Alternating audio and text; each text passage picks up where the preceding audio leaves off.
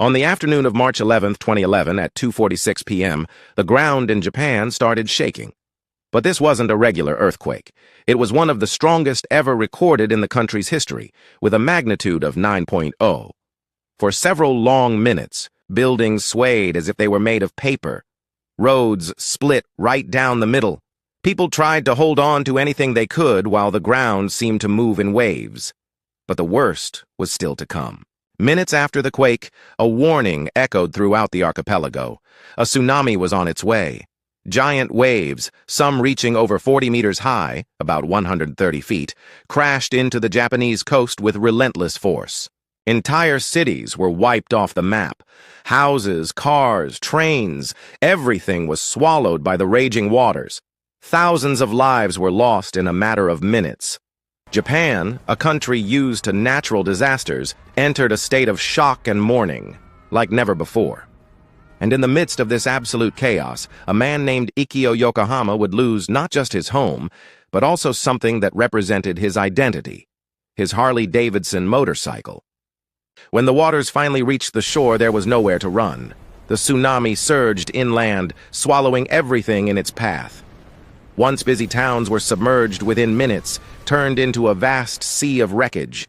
Houses, cars, boats, trains, they were all swept away, as if they weighed nothing. Ikio Yokohama watched helplessly as his house was overtaken by the furious waters. He was lucky to escape with his life, but when he looked around, he realized the world he knew had vanished. Among the millions of pieces of debris carried away by the ocean, a small metal container broke off from the rubble and began its aimless journey. Inside it, protected only by rusty steel, was Ikio's Harley-Davidson. When the water receded and the dust from the tragedy began to settle, Ikio walked among the debris trying to make sense of what was left of his life. His house was gone. The place where he grew up, where he built memories, was now just a heap of shattered wood and twisted concrete. He wasn't thinking about the motorcycle. How could he? He had lost friends, neighbors, the simple routine he had before the disaster. But somewhere out in the ocean, the Harley-Davidson he loved so much was starting a solitary journey. Months after the tragedy, scientists began studying the tsunami's impact on the oceans.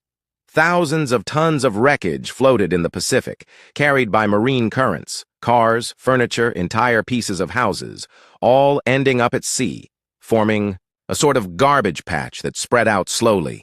In the midst of this chaos, the small container holding Ikio's Harley-Davidson floated silently. No engine, no sails, no rider, just an object adrift, carried by the ocean's whims. What many people don't know is that this kind of phenomenon wasn't new. In 1992, a container loaded with thousands of rubber duckies fell into the sea during a storm. Years later, some were found in England, Australia, and even Alaska. But a motorcycle? Crossing an entire ocean? That was something unheard of. While Ikio tried to rebuild his life in Japan, never imagining the fate of his motorcycle, the Harley kept on its journey, defying logic, facing storms, and crossing one of the largest oceans on the planet. What makes a motorcycle cross an ocean? Luck? Fate? A conspiracy of the universe? Whatever the answer, Ikio's Harley-Davidson seemed determined to follow its own path. For over a year, the container drifted aimlessly, at the mercy of ocean currents. By day, the scorching Pacific sun reflected off the already rusted metal. By night, cold and wind battered its structure. Rain, storms, giant waves, anyone would think a hunk of metal like that would have sunk long ago. But not this motorcycle. Alone. In the middle of the ocean, with no one aware of it, it kept up its impossible voyage. It floated through areas where fishing boats passed without noticing its presence. It was pushed by currents that carried it further and further from Japan. No map, no rider, no destination. Then, one day, something changed. After more than a year adrift, the container began to approach a new horizon, an unfamiliar coast, a new continent. Ikio's motorcycle was about to reappear. But where? And who would be the first to see it? April 2012. Graham Island, off the west coast of Canada. Peter Mark, a local resident, was doing what he always did after storms. Walking along the beach looking for interesting items the sea might bring in. Old driftwood, fishing ropes, sometimes even pieces of broken boats. But on that cold, cloudy morning, something caught his eye. There was a large rusted container washed up on the sand, definitely not a common sight around there. Curious, he moved closer, smelling the strong scent of sea and rust in the air. The metal was corroded like it had spent a long time exposed to salt water. "What the heck is this?" he muttered, running his hand over the rusty surface. The door was ajar. Something inside reflected the little daylight available. Peter took a deep breath, pushed the door open with some effort, and was left speechless. There, covered in rust and salt, but still recognizable, was a Harley-Davidson, a motorcycle, in the middle of nowhere, as if it had just shown up, brought there by the ocean itself. Peter stepped back, trying to make sense of the surreal scene in front of him. Who would lose a motorcycle like that? Where did it come from? How did it end up there? He had no idea, but that motorcycle carried a story that stretched across continents, and soon its origin would be revealed to the world. Peter Marks stood there for a few moments, trying to process what he was seeing. The bike lay there inside the container like a relic forgotten by time. The engine was covered in rust, the tires were flat, the chrome was now dull. But it was still a Harley-Davidson. He snapped a few photos, and once he got home, decided to post them on a motorcycle forum. The caption was simple: "Can anyone explain how a Harley ended up on the coast of Canada?" The post quickly grabbed people's attention. Experts started speculating about the bike's origin. But there was one detail that made all the difference. The license plate was still visible.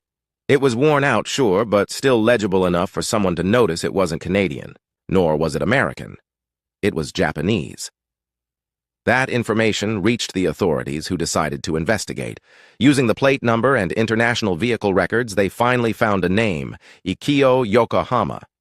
A year after the tsunami that destroyed his home, his name was about to reappear in a context he never could have imagined. But how would he react upon learning that something he thought was lost forever had traveled the world to find its way back to him? Ikio Yokohama was sitting at the table, in his small temporary home, drinking tea and looking out the window. Ever since the tsunami, his life had changed completely. He was still trying to rebuild what was left of it, but the feeling of emptiness was constant. The phone rang. He answered without much enthusiasm.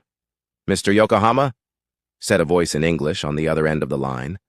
He frowned. He rarely got international calls. "Yes, that's me. Who's calling?" "My name is Richard. I'm a representative from Harley-Davidson. We're reaching out because we believe we've found something that belongs to you." Ikio stayed silent for a few seconds. Harley-Davidson? It had to be a mistake. His motorcycle was swept away by the tsunami. It didn't exist anymore. "There must be some mistake," he said, trying not to sound rude. There was a pause on the other end. Then Richard continued. "Mr. Yokohama, your motorcycle was found in Canada."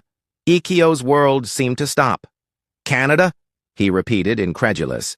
"Yes, sir. It was inside a container washed up on a beach in British Columbia. It survived a journey of more than 4,300 miles across the ocean." Ikio could hardly believe what he was hearing. How was that possible? Had his Harley really crossed the world on its own? He gripped the phone tightly. It wasn't just a motorcycle. It was a piece of his life he thought he'd lost for good. And now, against all odds, it had come back to him. But he still didn't know what to do with this information. Ikio spent days thinking about it. His Harley had survived something no other bike in the world had gone through. It had defied the impossible. But now there was a practical question: how to bring it back? Harley-Davidson offered to ship the bike back to Japan at no cost. It was a one-of-a-kind opportunity. But when Ikio saw the photos they sent, something inside him changed. The bike wasn't the same anymore.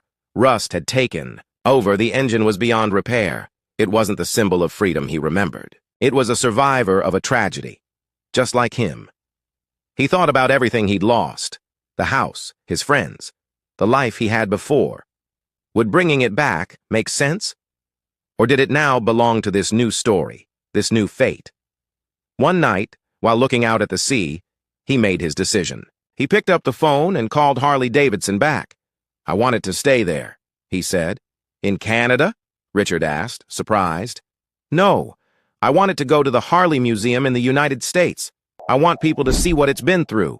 There was silence on the other end. Are you sure? Ikio smiled softly.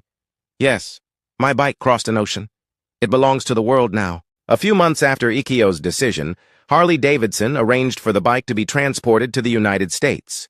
Its final destination? The Harley-Davidson Museum in Milwaukee, Wisconsin, one of the biggest temples of motorcycle culture in the world. When the bike arrived, the museum staff went quiet. There it was, a Harley, unlike any other on display.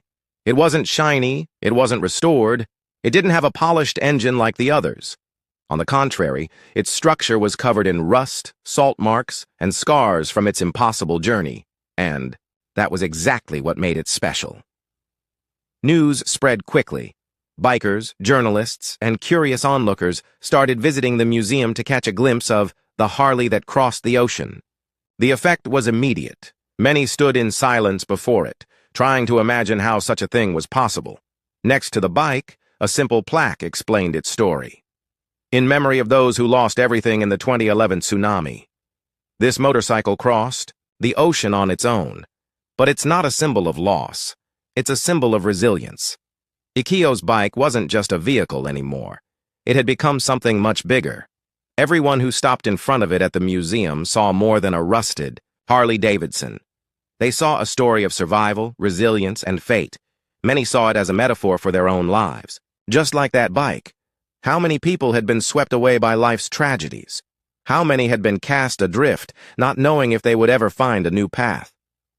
One motorcyclist who visited the museum, a war veteran, stood in front of the bike for a long time. When he finally spoke, he said something that stuck with everyone. That bike is me. I was destroyed by what I went through, but somehow I'm still here. The Harley story traveled around the world. Motorcyclists from different countries began sharing stories about how they felt when they saw it. For many, it was a reminder that no matter what happens, there's always a way to keep going. Without Ikio even knowing it, his motorcycle started inspiring people he would never meet. Ikio's Harley-Davidson stopped being just a bike. It became a living testimony to something greater. Back in Japan, Ikio Yokohama learned that his bike had become a main attraction at the Harley-Davidson Museum. He saw photos, read articles, and received messages from strangers who had been moved by the story.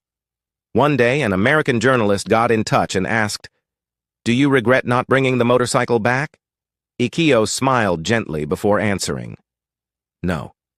I let it follow its own path, just like I had to follow mine." He understood that his bike wasn't just a symbol of what he'd lost, it was also what had survived. And not just him. Thousands of people around the world had lost everything in that tragedy, but found the strength to start over.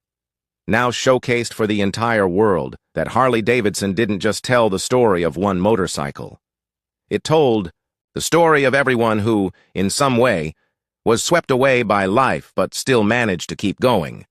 Because sometimes, out of the wreckage, something can emerge that inspires us all.